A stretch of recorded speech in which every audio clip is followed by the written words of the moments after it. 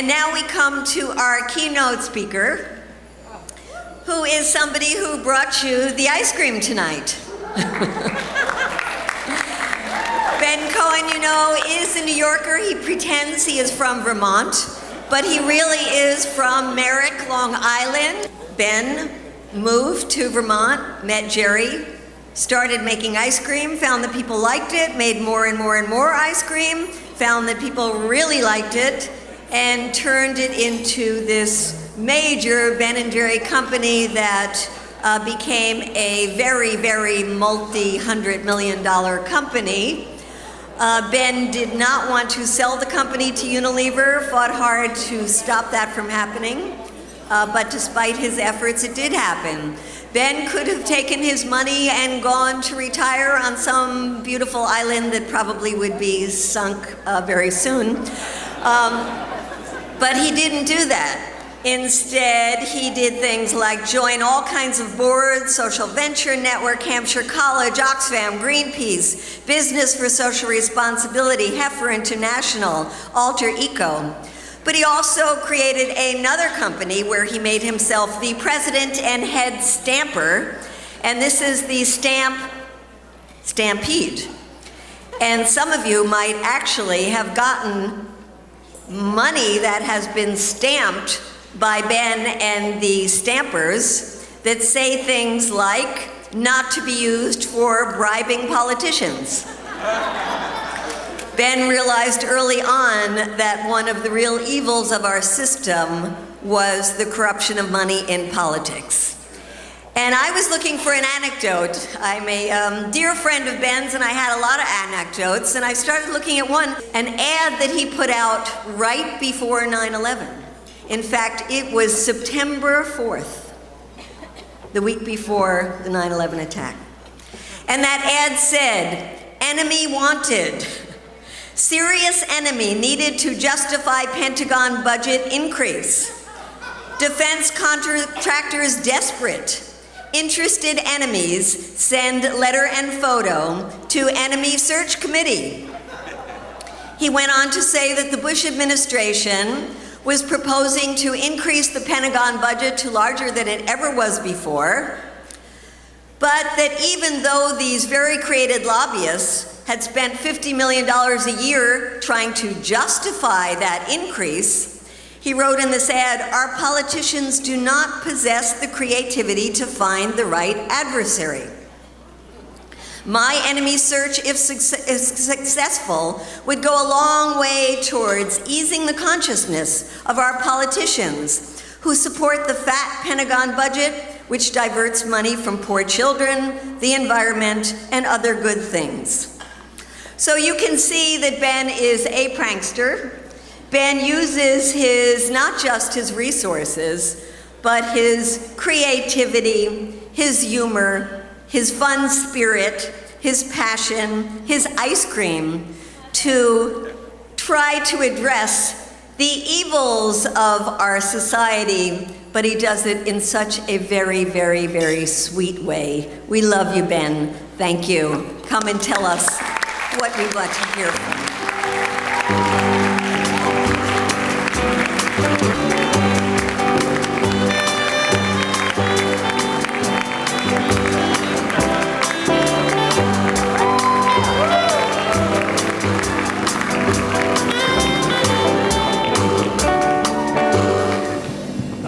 Well, thanks very much.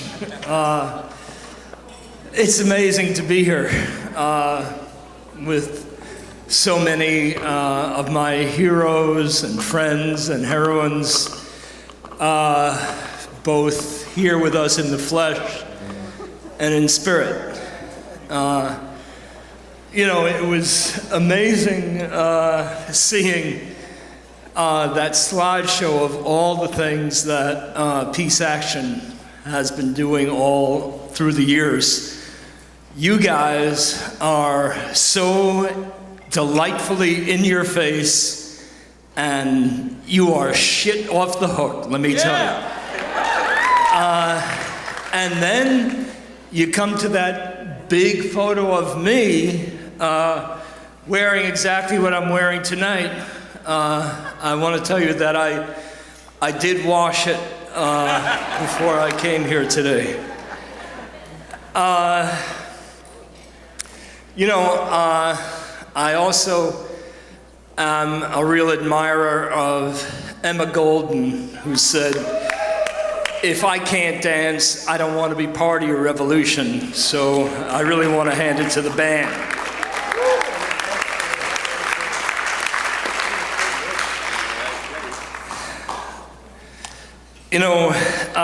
Peace Action has this incredibly long and proud history. It's led massive movements, and it's remained stalwart in its resistance to the use of violence and weapons of mass destruction to solve problems. And so I'm honored to be here. And I'm especially honored to be here at the very place that Martin Luther King delivered his Beyond Vietnam speech, because he's a man whose actions and words have inspired much of my life. We condemn violence, particularly the violence of war, because it kills and maims people, physically, psychologically, and spiritually. And to add to the pain, our government does it in our name and with our money. It was Elie Wiesel who said that the opposite of love is not hate, but indifference. So I want to thank everyone here for not accepting, for not giving up, for being the true lovers. I want to talk about a few things that have come into focus for me as I continue to do this work. For what it's worth, call them the 6 revelations of Ben. First, I believe that our struggle is not just about war, but how we use our money. It's about economic violence.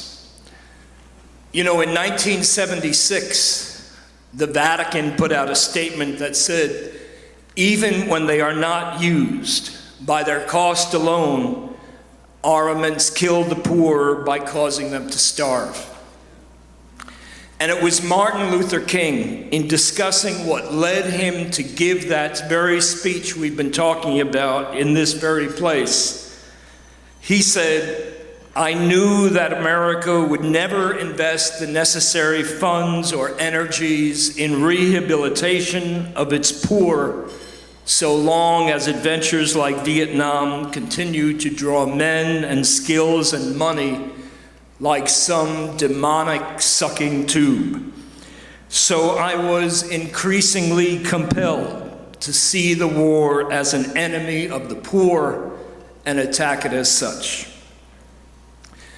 In the business and financial world, this is known as opportunity cost. If I expend resources on doing one thing, the opportunity cost is what I forego as a result of that decision.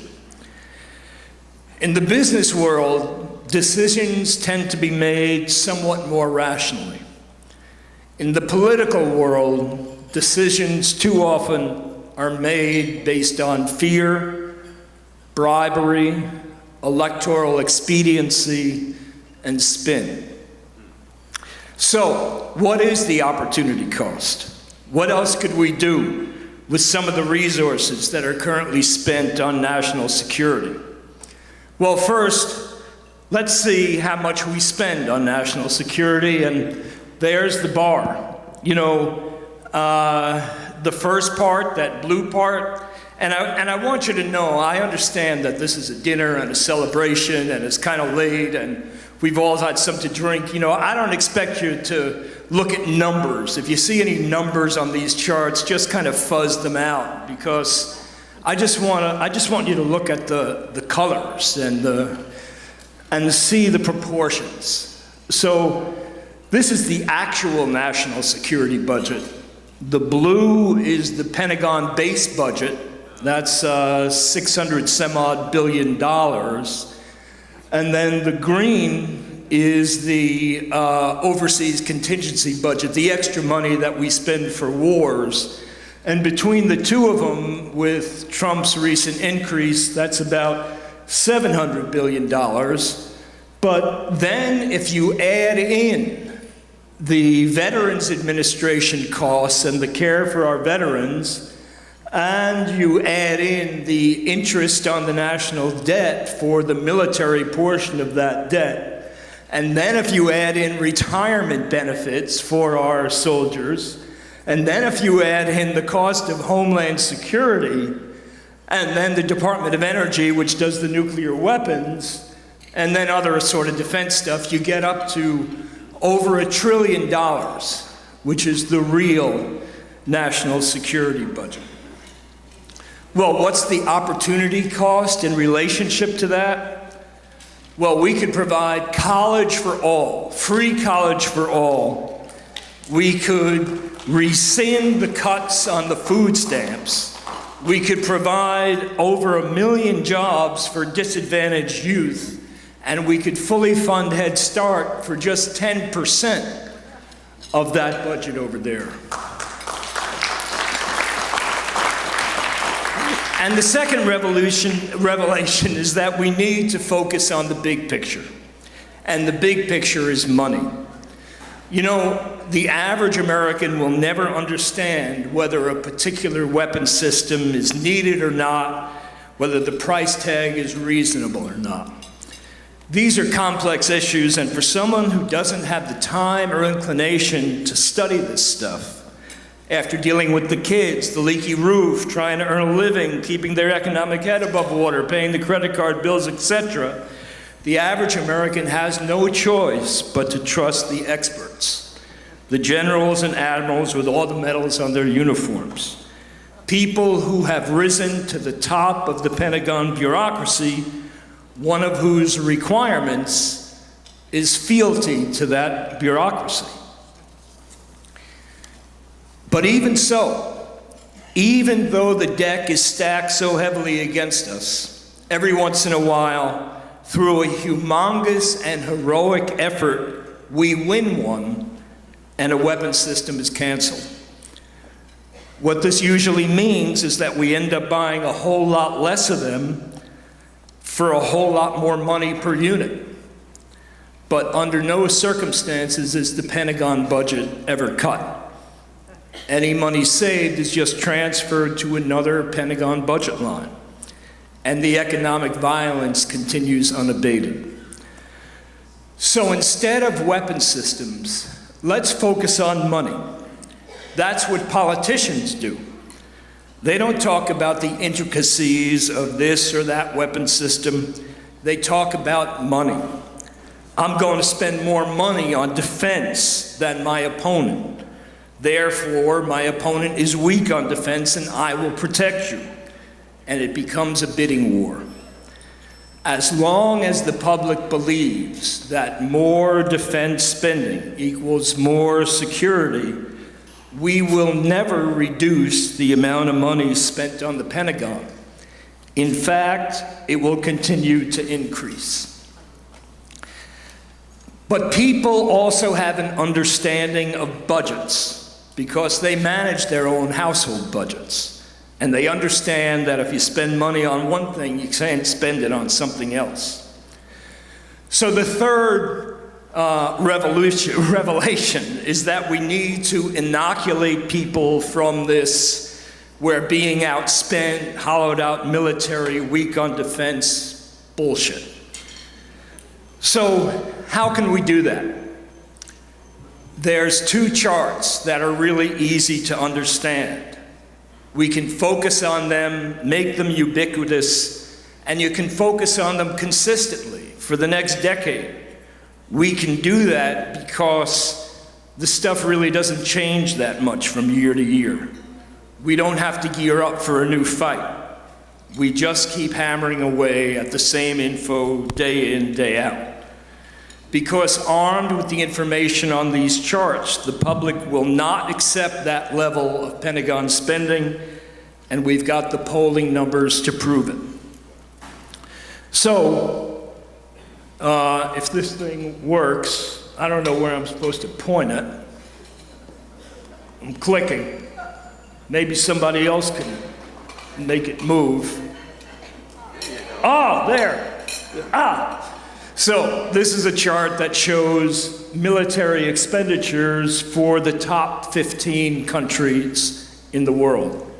The very top line is the US, and you can see it go down. There's China, Russia, and then most of the rest of them are all our allies. But in comparison to the US, even at the base Pentagon budget, it's totally out of whack. And here's the second chart. This is the discretionary federal budget, how much money Congress allocates every year. And the big blue half of the chart is the Pentagon budget. And things like education, veterans benefits, transportation, health, community development, they get all those little slices. The key is to present stuff in ways that people can understand it. And that means no more talk about billions, because human beings can't conceive of large numbers like that. 100 million is the same as 500 million, is the same as a billion, is the same as 100 billion. They're all the same. They're all huge numbers, more than you can imagine. Let's take an example. If you ask most people, why are we spending money on the Pentagon today? They'll probably say to protect us from terrorism. Well, here's what all the terrorist groups put together spend. Total terrorist spending. There's ISIS on the bottom, some other one, Humus, FARC, Hezbollah, the Taliban, Al-Qaeda, you name them, it adds up to $5 billion. And here's what it looks like if you put it into perspective. There's the base Pentagon budget, the big blue thing, and down there in the lower left, I don't know if you can see it, is the $5 billion that we're supposedly spending that money to defend ourselves against. We need to communicate visually and comparatively so that a huge amount is in context. And the fourth revelation, maybe it came a little late to me, is that war is terrorism. Bombing is terrorism. Attack drones are terrorism. And we are creating enemies faster than we can kill them. You know, the estimated number of Iraqis killed just this year alone exceeds 12,000. 12,000 people. How many of us would become fighters if some country killed our son or our daughter or wife or husband? Well, maybe we're all peacenists and pacifists here, but how many of us know somebody who would? You know, 20-year-olds have grown up in an environment where we've been at war every day of their lives. It's normal. If we don't change our direction, we're likely to end up where we're headed. Endless war. It was Albert Einstein who said that no problem can be solved from the same level of consciousness that created it. He went on to say that you cannot simultaneously prevent and prepare for war. The very prevention of war requires more faith, courage, and resolution than are needed to prepare for war. And it was Martin Luther King who said that darkness cannot drive out darkness. Only light can do that. Hate cannot drive out hate. Only love can do that. And even former President George W. Bush linked poverty and terrorism, saying that we fight against poverty because hope is an answer to terror. I guess he kind of got the idea, he just didn't put his money where his mouth is. So why not fight the root cause instead of the symptom? It happens to be less expensive, and it happens to be morally right. This next slide is a chart of foreign aid. The countries that spend the most on foreign aid, as a percentage of their gross national product. As you can see, Sweden, headed by our dear ambassador here, is the top. And as you can also see, the United States isn't even on the list. You know, a bunch of years ago, all the members of the UN agreed that they would all contribute at least 0.7% of their gross national product to humanitarian foreign aid. What the US currently spends on its humanitarian foreign aid is 0.17%, about 1/3 of the last line on the chart.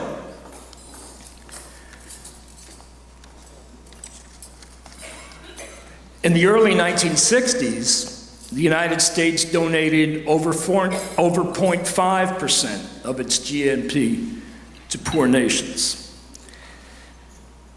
You know, I happen to have just come from Sweden, the country that devotes the highest proportion. And let me tell you, their economy is rocking. And another thing about Sweden, if you're not squandering over half your expendable income on preparing to kill people in other countries, you've got enough money available to provide universal health care, highly subsidized child care and elder care, provide 480 days of parental leave, free college tuition, and reduce poverty to half the level of the United States.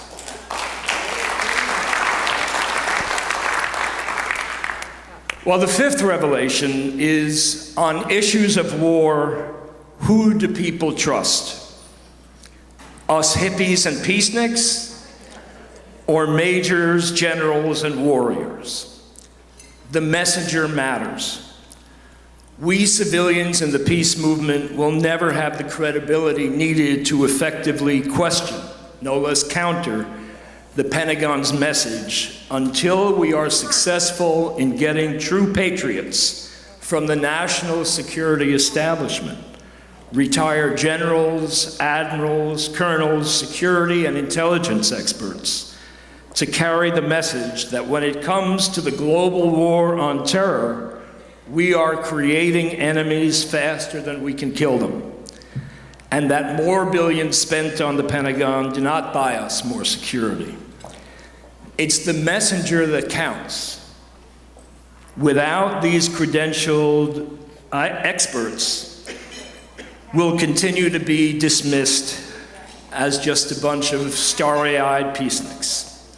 We in the movement for lasting nonviolent peace need to devote resources to nurturing and supporting high-level military officers who agree with us and need a job when they return from active duty. The venerable Center for Defense Information is now being revitalized under the umbrella of the Project on Government Oversight. 15 retired high-level military officers, many at CDI, are now using their credibility to fight alongside us for a more just and peaceful world. And we need to work together with unlikely bedfellows. Some of the strongest allies we have on the issue of Pentagon spending are Cato, the libertarian think tank, and some conservative Republicans. It doesn't matter if we don't agree with them on a bunch of other stuff. Let's focus on stuff we agree on. And now for the intro to the sixth and final revelation. We live in a militarized society. We have militarized police forces, militarized Super Bowl flyovers, militarized soldiers board first airlines, militarized curriculum and recruitment at our schools, militarized statues at our parks and public squares.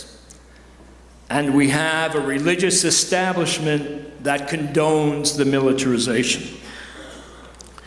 This is what it looks like in chart form. Oh, there it is. Some people think it looks like someone's giving you the finger. But the middle bar is the Pentagon, topped off by the Pentagon extras, topped off by how much our allies are spending on their militaries. And to the right, you see what China spends, what Russia spends, what North Korea spends, and then what the terrorists spend.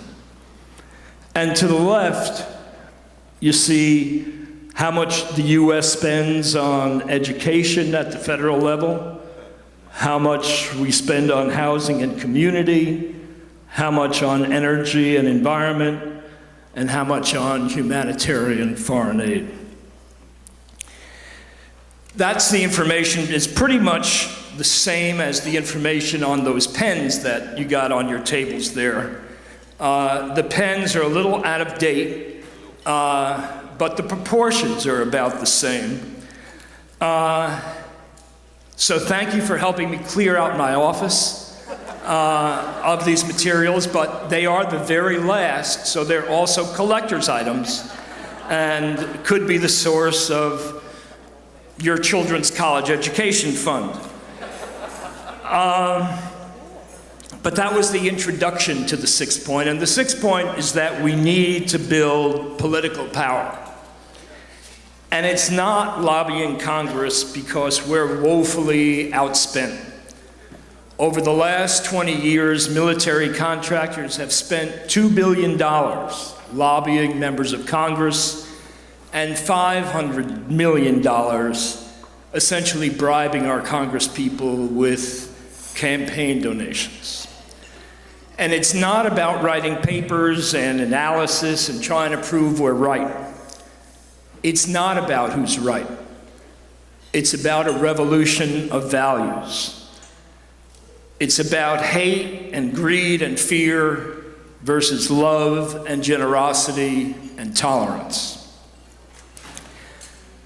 As Martin Luther King said, a true revolution of values will lay a hand on the world order and say, this way of settling differences is not just.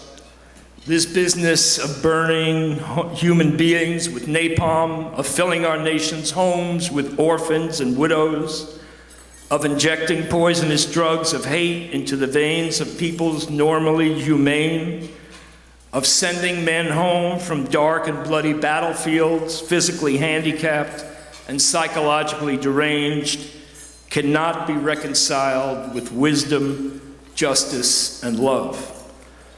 A nation that continues, year after year, to spend more money on military defense than on programs of spiritual uplift is approaching spiritual death. Today, it's about Reverend Barber's fusion politics. He's the guy who led the Moral Mondays protest movements in North Carolina. He's the guy who has started a fusion politics which is based on Paul Hawken's analysis that showed that we who share these values represent the largest movement ever, but that we are currently segmented into environmentalists, peace activists, gender activists, racial equality activists, etc. Reverend Barber brought them all together in North Carolina, and now he's doing it nationally as the leader of the new Poor People's Campaign, which continues what Martin Luther King was working on toward the end of his life. The Poor People's Campaign will be publicly launched this spring and is currently recruiting organizational allies.